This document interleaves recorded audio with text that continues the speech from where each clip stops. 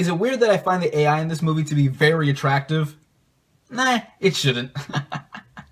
What is up, everybody? Random Random Man here, and yes, I know, long time no movie review, but in that time span, I did get these snazzy new glasses, earlier today in fact. Smart move on me, right? But I am back, and I am here to review Ex Machina, which stars Domhnall Gleeson, Oscar Isaac, and Alicia Vikander, and is directed by Alex Garland. Now the plot follows Caleb Smith, played by Domhnall Gleeson, a young programmer who was selected by his boss, Nathan Bateman, played by Oscar Isaac, to participate in a week-long experiment at his very remote and very luxurious estate that involves a highly advanced AI, played by Alicia Vikander. Now, in the past, there have been a ton of movies that have centered around an artificial intelligence, but this one in particular intrigued me because of the cast and just the very concept and look of the film, as it is set in a remote location but also deals with some very talky plot elements, but have also captivated me from the first trailer. But did this movie live up to the expectations that I set up? Let's run down the whole thing.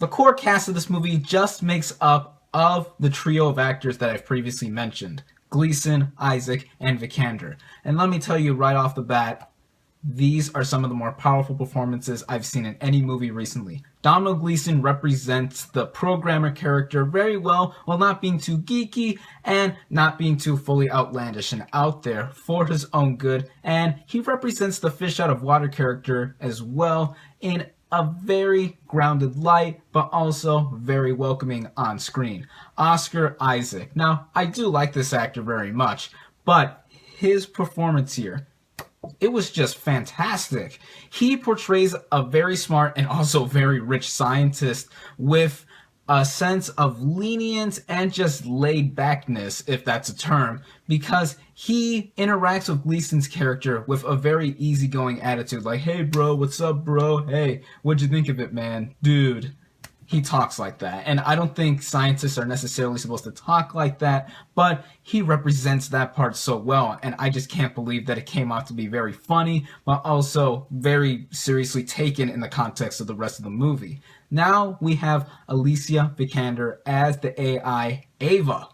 Now, I think this is the breakthrough performance of the film. I have never seen her in any other movie prior to this one, but I think that this is a star in the making right here. Just how the visual effects on Vikander make her look like an AI already do a lot of the work for her, but the emotional response that she has with the rest of the characters and with how the world around her is set up after she is created by Isaac just makes for a performance that had me very infatuated with her, just like I said in the intro of how attractive she looks, but also very, very attached to how she would end up throughout the course of the film. I love these three actors and their characters.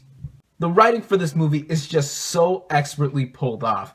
Alex Garland not only directed this movie, which is his directorial debut, but he also wrote it. And it is just masterful how all these scientific ideas, or should I say sci-fi elements, are put into play for a movie about an AI, which at this point in film history is a tired idea, but it is made fresh with how Ava does look in that she is a walking, talking AI, so robot essentially, but also the world that is just set up here. This movie solely takes place on a very luxurious estate, and to my knowledge, it is actually a real-life hotel in Norway, and by God, I wish I lived there. It's just so futuristic looking and just so remote and beautiful that it made me want to go there, but also want to see how Isaac's character was able to go through all this.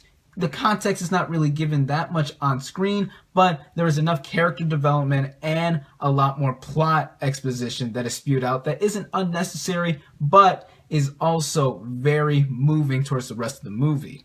Not only is this movie funny just based off of Oscar Isaac's character alone, but it is just so gripping by every sense of that word. From the beginning of the movie all the way to the end, this movie runs at a very pitch perfect running time at 1 hour and 50 minutes. It's just right. The first 5 minutes, I will say, are a bit more show, don't tell in the aspect of wanting to tell a story, and it is awkward at first, but once Oscar Isaac and Alicia Vikander's characters are first introduced, it gets very interesting very, very fast. I was just so fascinated by all of these people in this movie, including Ava the AI, and it all sets up a sense of realism that is set for this type of movie. And sci-fi is usually very far-fetched by every meaning of it, but here it is so graspable that I can believe that some rich dude is able to create a robot from scratch and make it have elements of humanity inside and out, and make it connect with another human like it does with Gleason's character. And it makes me think just how this could be possible, and it has me thinking long after I've seen this movie the night before, just now recording this video. I just cannot stop thinking about all the themes that are displayed here with humanity, of course, but also technology and how we view relationships with other people. And it just runs through and through so well. Once it does reach the end though, the final 15 minutes of this movie are what ultimately won me over.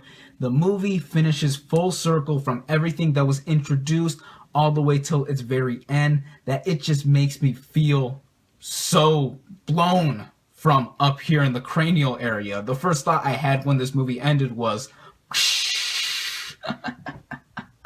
I really do mean that. Even after everything I've said about this movie so far, this review cannot do it justice.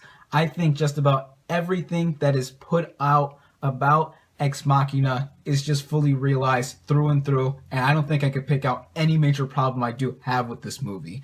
There are some issues that regular audiences can go to and pull out and start ranting on, just as any moviegoer can, but two in particular that I will point out are that there is a fair amount of female nudity and it's pretty graphic, but I don't think it was done in poor taste or enough to put me off, and the concept of this movie does seem very cliche at first glance, but I do assure that the writing in here is just phenomenally done and just excellent how everything comes together.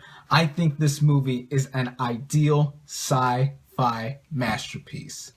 My final thoughts on this movie are that the main trio of performances here all deliver astonishing turns as the respective characters. The writing in here is just so impeccably realized, and all the themes and visual aesthetics from the sleek cinematography and the awesome setting at that Norwegian hotel make Ex Machina one of the more unique sci-fi movies in recent memory, and just an instant classic in my eyes.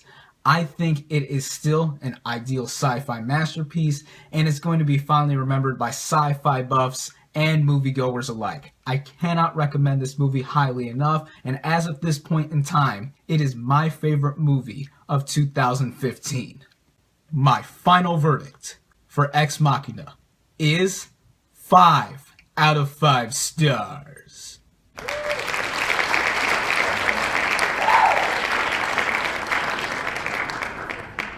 Thank you all, as always, for watching. Be sure to like this video, comment on what you thought of Ex Machina, subscribe to my channel for more, and I'll catch you on the next movie review.